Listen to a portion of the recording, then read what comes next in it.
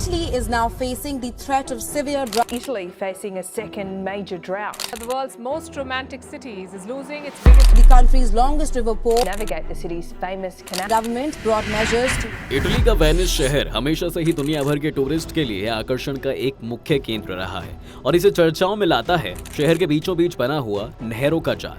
दूर दूर से सैलानी हर साल यहाँ छुट्टी मनाने आते रहे हैं, लेकिन बीते कुछ दिनों में देखा गया है कि ये नहरें अब सूखती जा रही हैं और पूरे विश्व में इस चीज पर बहुत लोग बात कर रहे हैं। आज की अपनी इस वीडियो में हम जानेंगे उन कारणों को जो इन नहरों में पानी की मात्रा कम कर रहे हैं। लेकिन उससे पहले हम उम्मीद करते हैं कि आपने हमारे चैनल को जरूर सब्सक्राइब कर दिया होगा और बेल आइकॉन को भी दबा दिया होगा।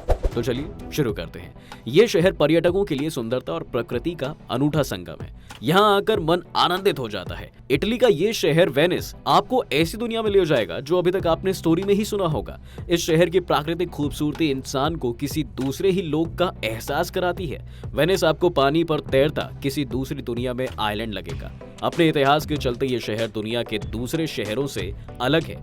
यह 122 द्वीपों का समूह है जो कि नहरों में बटा हुआ है, लेकिन आज ये तैरता शहर अपनी खूबसूरती कहीं ना कहीं खोता जा रहा है। इटली का वेनिस सिटी पानी पर तैरता एक बेहद खूबसूरत शहर। घूमने के शौकीन बहुत सारे लोग यहाँ जाना चाहते हैं। सड़कें कम, नहरें ज्यादा, गंडोला यानी छोटे नाव पर बैठकर पूरा शहर घूमने का एक अलग ही आनंद है। शहर को दो भागों में बांटने वाली सबसे बड़ी नहर ग्रैंड कैनाल के अलावा यहाँ 150 से ज्यादा नहरें हैं। 120 द्वीपों पर बसे ये शहर वेनिस की खूबसूरती इन्हीं नहरों और उन पर बने पुलों की बदौलत है। ये शहर इन दिनों बुरे दौर से गुजर रहा है। इस खूबसूरती को नजर लग गई है। यहाँ की नहरें सूखने लगी हैं। क्लाइमेट चेंज का असर वेनिस पर खूब देखा जा रहा है और इस शहर को संकट से बचाना मुश्किल दिख रहा है। टूरिस्टों के बीच मायूसी छाई हुई है और टूरिज्म बेस्ड इकोनॉमी वाले इस शहर को बाशिंदों का जनजीवन ठप होने लगा है। वेनिस सिटी इटली के उत्तरी हिस्से में है। ये खाड़ी में फैले छोटे द्वीपों का एक समूह है जिन पर यह शहर बसा हुआ है। ये शहर एक बड़े समुद्री जल क्षेत्र से जमीन के माध्यम से अलग बसा एक जल क्षेत्र है। 70,176.4 हेक्टेयर में फैली वेनिस सिटी की खाड़ी एड्रियाटिक सी से अलग है। एड्रियाटिक सी पर बसे होने के चलते वेनिस की रणनीतिक अहमियत भी बहुत ज्यादा है। दोस्तों, आज से करीब 1602 साल पहले वेनिस अस्तित्व में आया था। ये दो नदियों के मुहाने पो और प्यावे और लैगून पर बसा शहर है। लैगून यानी किसी समुद्र के किनारे पर कम गहराई वाला क्षेत्र जो प्राकृतिक वजहों से समुद्र से पूरी तरह कट गया हो। उदाहरण के तौर पर ओडिशा का चिल्का झील को ले लीजिए, जो महानदी के साथ आए मिट्टी के भंडार के कारण समुद्र से अलग हो गई है। इस प्रोसेस को सिल्टिंग कहते हैं। कहा जाता है कि उस समय यहाँ के स्थानीय लोग लगातार हो रहे हमलों और सेनाओं के अतिक्रमण से त्रस्त थे। ऐसे में लोगों ने एक खाड़ी की तरफ शरण लेना शुरू कर दिया। यूनेस्को की रिपोर्ट के मुताबिक 5वीं सदी में यहाँ के किसानों और मछुआरों समेत स्थानीय लोगों की टेम्परेरी बस्तियां हुआ करती थी, जो धीरे धीरे परमानेंट हो गई। वेनिस के बसने की कहानी बहुत रोचक है। 5वीं शताब्दी की शुरुआत में यूरोप की बर्बर जनजातियों ने अपना विस्तार करना शुरू कर दिया था। इन्हीं में से एक समूह था गोथ। 402 में गोथ नॉर्थ इटली की ओर बढ़े और वेनेटो के कई शहरों में खूब लूटपाट मचाई। तब से ये शहर रोम साम्राज्य का हिस्सा था, लेकिन कमजोर शासन के चलते रोम अपने क्षेत्रों की रक्षा नहीं कर पा रहा था। गोथों के हमले से बचने के लिए लोग लैगून की ओर भागे, जो कई आइलैंड में बटा हुआ था। जमीन छोड़कर भागने वाले लोग मूल तौर पर मछुआरे और नमक का व्यापार करते थे। लैगून की दलदलीय जमीन इनके छुपने के लिए सबसे सुरक्षित जगह थी। इसके दो कारण थे। पहला, पानी के बीच हमलावरों के लिए उस जगह की पहचान कर पाना आसान नहीं था, और पहचान हो भी जाए तो हाथी और घोड़े के सहारे पहुंचना संभव नहीं था। दूसरा, मछुआरों के लिए जगह जानी पहचानी थी। वो जानते थे कि यहाँ दुश्मन को कैसे हराया जा सकता है। टॉर्सेलो, जेसोलो एंड मैलामोको उन शुरुआती आइलैंड्स में थे जहाँ लोगों ने बसना शुरू किया। 452 में हुणों के आक्रमण से रोम पूरी तरह टूट गया। हुणों के आक्रमण से बचने के लिए एक बार फिर लैगून के आइलैंड्स में लोगों ने शरण लेनी शुरू कर ली और इस तरह यहाँ आबादी बढ़नी शुरू हो गई।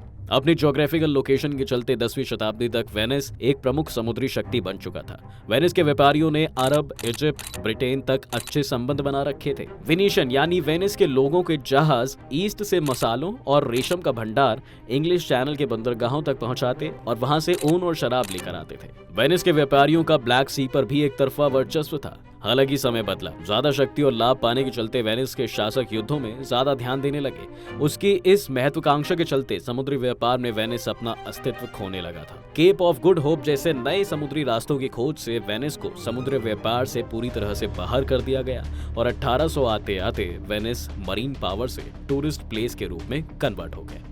वेनिस चारों ओर से पानी से घिरा हुआ है, ऐसे में यहाँ रहना आसान नहीं था। शुरुआती तौर यहाँ अस्थायी निवास बनाए गए थे जो ज्यादा दिन तक टिक नहीं पाते थे। वेनिस की शुरुआती आबादी ने यहाँ सीधे तौर पर जमीन पर कोई इमारत नहीं बनाने का फैसला लिया था, क्योंकि दलदली जमीन होने से यहाँ कोई भी इमारत कभी भी खिसक या ढह सकती थी। ऐसे में एक तरकीब निकाली गई। लैगून की जमीन में मोटी मोटी लकड़ियां गाड़ी गई। ये लकड़ियां एल्डर के पेड़ की थीं, जो आसपास बड़ी मात्रा में मौजूद थे और खारे पानी के चलते काफी सख्त भी हो चुके थे।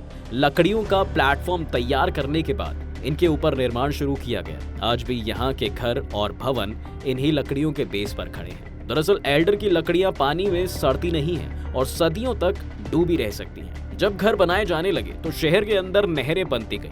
इन्हीं नहरों के सहारे लोगों ने एक आइलैंड से दूसरे आइलैंड में जाना शुरू कर दिया।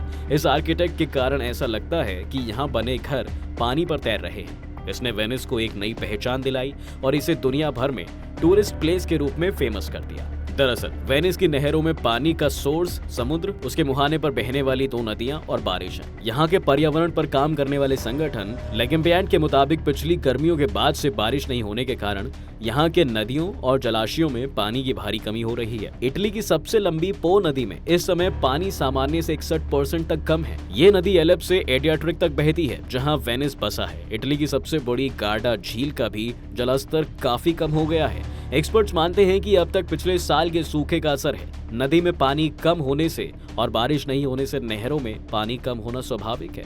2009 में तो बारिश के बाद शहर में इतना पानी भर गया था कि यहाँ की इमारतें 6 फीट तक पानी में डूब गई थी। अभी पिछले महीने यानी 13 फरवरी को लोगों ने शहर की सबसे बड़ी नहर द ग्रैंड कैनल में वेनिस कार्निवल सेलिब्रेट भी किया था। ऐसे में ये बात किसी को भी हैरान कर सकती है कि कैसे सिर्फ पिछले 15 दिनों में ही वेनिस की नहरें सूख गई। 2022 में पड़ा सूखा इटली के पिछले 70 साल के इतिहास का सबसे भयानक सूखा था। विशेषज्ञों का मानना है कि ये पिछले साल पड़े सूखे का आफ्टर इफेक्ट है और आने वाले कुछ महीनों में स्थिति और बिगड़ सकती है। एल्प्स माउंटेन्स में होने वाली बर्फबारी इस ठंड में आधी रह गई है। ये बर्फ स्प्रिंग और समर के मौसम में पिघलकर नदियों में मिल जाती थी। इस बार कम बर्फबारी की वजह से इसकी कमी हो गई है। इसी वजह से इस बार नदियों में काफी कम पानी पहुंचा है। इससे वेनिस की नहरें सूख रही हैं। मौसम वैज्ञानिकों के मुताबिक वेनिस में एक हाई प्रेशर सिस्टम बना हुआ है। ये सिस्टम सी लेवल को दबा रहा है। इससे समुद्र में टाइड कम पैदा हो रही है। समुद्र में ज्वार पैदा नहीं होने से नहरों में पानी कम हो रहा है। इटालियन साइंटिफिक रिसर्च इंस्टीट्यूट के अनुसार वेनिस में नहरों का सूखना क्लाइमेट चेंज के ताजा उदाहरणों में से एक है। इस स्थिति से उभरने के लिए तकरीबन 500 मिलीलीटर यानी 50 दिन की बारिश चाहिए। Was the last time you were in Venice? Because apparently, you know those canals that usually the gondolas ride in, they don't have much water. You know, because so long as the water is there, it's This, they don't have much water these days. पिछले साल Italy ने 70 साल का सबसे भयंकर सूखे का सामना किया था और इसको लेकर 5 उत्तरी क्षेत्रों में इमरजेंसी घोषित कर दी गई थी। दशकों से क्लाइमेट चेंज के प्रभाव को लेकर चेतावनी दी जा रही है, लेकिन तमाम देशों की सरकारें प्रभावी कदम नहीं उठा पा रही हैं। वेनिस शहर की सूखती नदियां कहीं ना कहीं इंसानों को एक चेतावनी भी दे रही हैं कि अगर हम इंसानों ने अपने रहन सहन का ढंग नहीं बदला तो हम एक बड़ी आपदा की ओर भी बढ़ सकते हैं। इसके लिए जरूरी है कि हमें और आपको मिलकर काम करने की और पर्यावरण को बचाने के लिए जो भी जरूरी कदम है उन पर ठीक तरीके से विचार करना चाहिए, ताकि हम अपने आने वाली पीढ़ियों को एक बेहतरीन दिशा दे सकें। बहरहाल, अगर आपको ये वीडियो पसंद आई हो तो इसे लाइक करें और दोस्तों के साथ शेयर भी करें।